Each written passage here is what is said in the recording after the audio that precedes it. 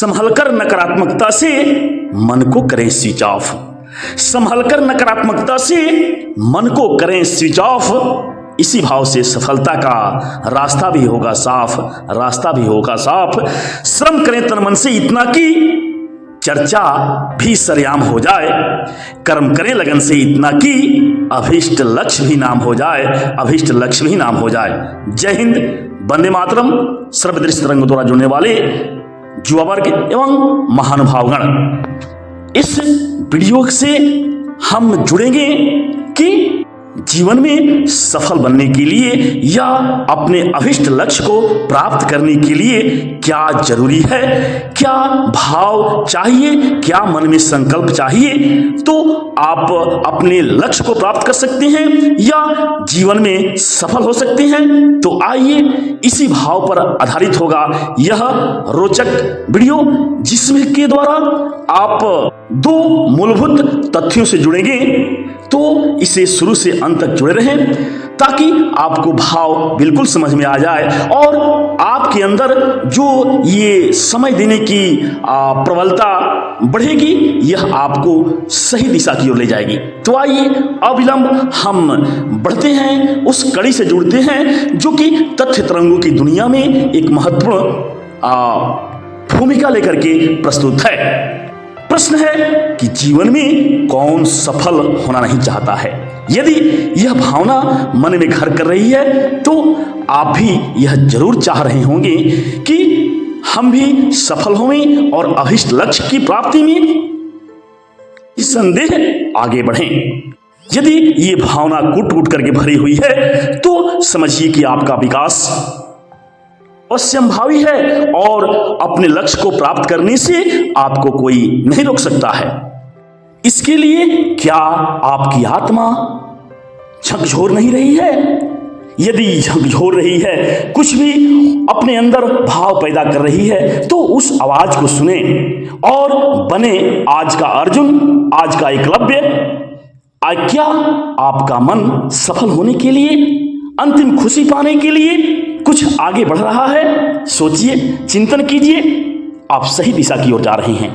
चलिए, इसमें कुछ सहयोग किए चल रहा हूं। मन में दुविधा आ रही होगी कि कैसे यह सफल होगा, अभीष्ट लक्ष्य को प्राप्त करने के प्रति संकल्प भाव कैसे अपने लक्ष्य को प्राप्त कर पाएंगे। घबराहट को फेंक कर बाहर कीजिए और मन में नकारात्मकता को हटाकर सकारात्मकता लाइए। निश्चित रूप से आप अवश्य ही अपने लक्ष्य में सफल होंगे। सफलता के लिए दो मार्ग अपनाने होंगे। पहले मार्ग के अनुसार नकारात्मक शक्तियों से दूर रहना पड़ेगा और दूसरा मार्ग सकारात्मकता को अपनाना पड़ेगा। नकारात्मक शक्तियों से दूर रहकर और सकारात्मकता को अपना करके जो भी दृढ़ संकल्प मन में लाएंगे वह निश्चित रूप से आपका पूर्ण हो सकता है। चिंतन कीजिए, सोचिए, ये नकारात्मकता और सकारात्मकता क्या है। यदि आप सोचेंगे तो जरूर इसका समाधान मिलेगा। विचारिए, चिंतन कीजिए, थोड़ा सा प्रयास जरूर करें। कुछ सही दिशा की ओर आप बढ़ रहे हैं। चलिए, आपके चिंतन में कुछ सहयोग किए चल रहा हूं। नकारात्मकता का तात्पर्य उस विचार, उस प्रवृत्ति से है जो कि आपको नुकसान पहुंचाते हैं। ये दोष कहलाते हैं, अवगुण कहलाते हैं, जो कि व्यक्ति के अंदर व्यवहारिक बुराइयों के रूप में भी जाने जाते हैं। यह जो अवगुण हैं, हमारे ऋषि मुनियों के अनुसार 6 प्रकार के होते हैं। ऋषियों ने कहा है कि निंद्रा तंद्रा भयम क्रोध आलस्यम दीर्घसूत्रता। निंद्रा तंद्रा भयम क्रोध आलस्यम दीर्घसूत्रता षड्दोषाः पुरुषेण हातव्या भूमि इच्छता।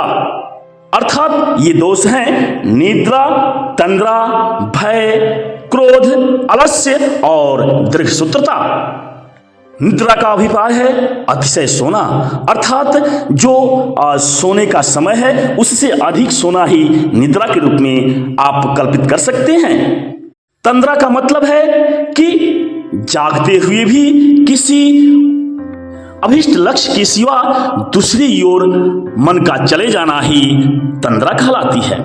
और तीसरा जो दोष है भय, अर्थात अर्थात अपने लक्ष्य को प्राप्त करने के लिए कभी भी भय मन में नहीं लाना चाहिए। चौथा जो गुण है, अवगुण है, वह है क्रोध। क्रोध मनुष्य के शरीर में रहने वाला सबसे बड़ा दुश्मन है और वह दुश्मन ऐसा है जो अजय है, इसलिए उसे सदैव अपने से दूर रखना चाहिए, क्योंकि कहा गया है कि क्रोधः शत्रु दुर्जय, अर्थात क्रोध मनुष्य के शरीर में रहने वाला अजय शत्रु है। इस पर हमेशा विजय प्राप्त करने के लिए प्रयासरत रहना चाहिए। पांचवा जो दोष है आलस्य। आलस्यम ही मनुष्याणाम शरीरस्थो महानृपुः।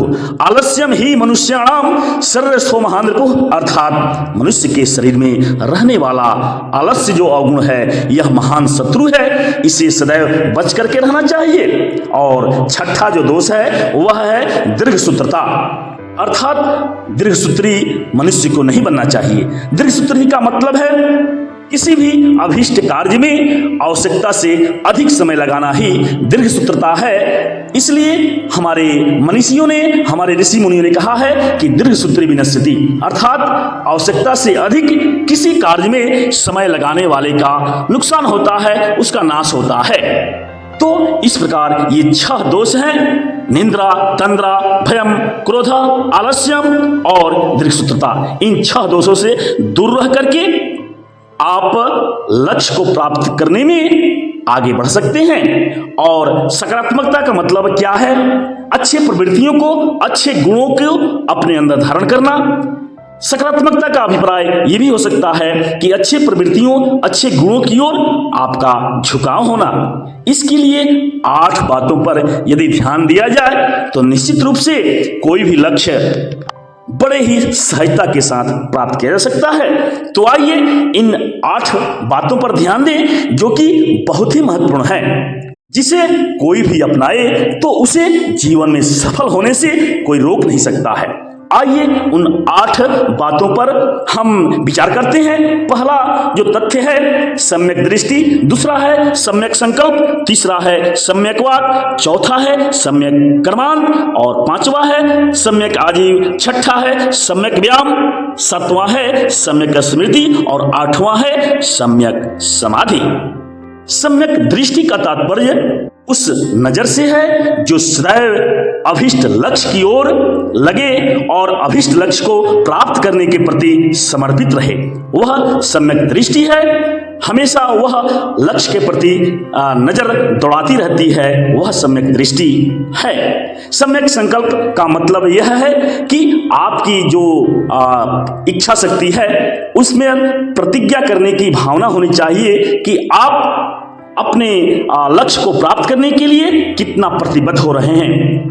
तो यह संकल्प भावना आपको अपने लक्ष्य के प्रति सचेष्ट कर सकती है। सम्यक वाणी, सम्यक वाणी का तात्पर्य है, सम्यक वाक का तात्पर्य है कि सही वाणी होनी चाहिए, अर्थात आपके मन से जो भी बात निकले, जो भी वाणी निकले वह मधुर हो।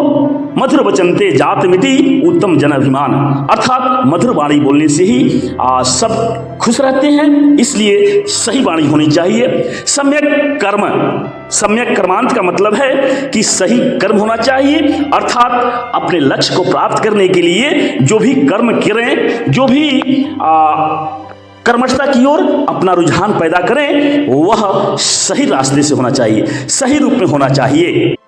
गुरु शिष्य अर्जुन ने किया, एकलव्य ने किया, परशुराम शिष्य दानवीर कर्ण ने किया, ऐसा आपके अंदर भी कर्म होना चाहिए, अर्थात सत्कर्म के प्रति आपका झुकाव होना चाहिए।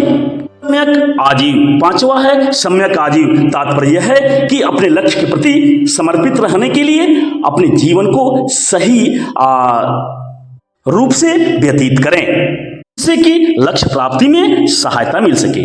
छठा है सम्यक व्यायाम, अर्थात शरीर जब स्वस्थ रहेगा तभी अभिष्ट लक्ष्य की प्राप्ति करने में मन लगेगा, इसलिए सही व्यायाम प्रतिदिन करना चाहिए जिससे कि शरीर स्वस्थ रह सके और लक्ष्य की प्राप्ति में सहयोग मिल सके। इसके बाद 8वां है सम्यक स्मृति, अर्थात आप प्रतिदिन वही चीज स्मृति में लाएं जो आपके लक्ष्य को प्राप्त करने में सहयोग कर सके, आपके लक्ष्य प्राप्ति में वह अहम भूमिका निभा सके, उसी उसी तथ्य की स्मृति प्रतिदिन करें और सही ढंग से अपने दिमाग में उसे रखें। और आठवीं जो अंतिम बात है वह है सम्यक समाधि, अर्थात सम्यक सोच, सही सोच आपके अंदर होनी चाहिए। जब भी आप समाधि के रूप में हो अर्थात चिंतन के लिए प्रवृत्त हो तो आपका लक्ष्य उसमें दिखाई पड़ना चाहिए। आप लक्ष्य के प्रति समर्पित रहेंगे तो लक्ष्य के प्रति जो भी भाव तत्व, उसके लिए जो भी आवश्यक कार्य होंगे उसी का चिंतन होना चाहिए, उसी पर मनन होना चाहिए। तो निश्चित रूप से वह अभीष्ट लक्ष्य आपके लिए आसान हो जाएगा और समय से वो प्राप्त हो जाएगा। तो इस प्रकार आप इस वीडियो में 6 दोषों से दूर रहने और 8 महत्वपूर्ण तथ्यों से लगाव रखने के प्रति बात श्रवण किए और सही रास्ते की ओर बढ़ने में अपने मन को केंद्रित किए। इसके लिए बहुत बहुत धन्यवाद। अगले वीडियो में पुनः ज्ञानवर्धक एवं रोचक तथ्यों से मिलते हैं, जुड़ते हैं। तब तक के लिए जय हिंद, वंदे मातरम।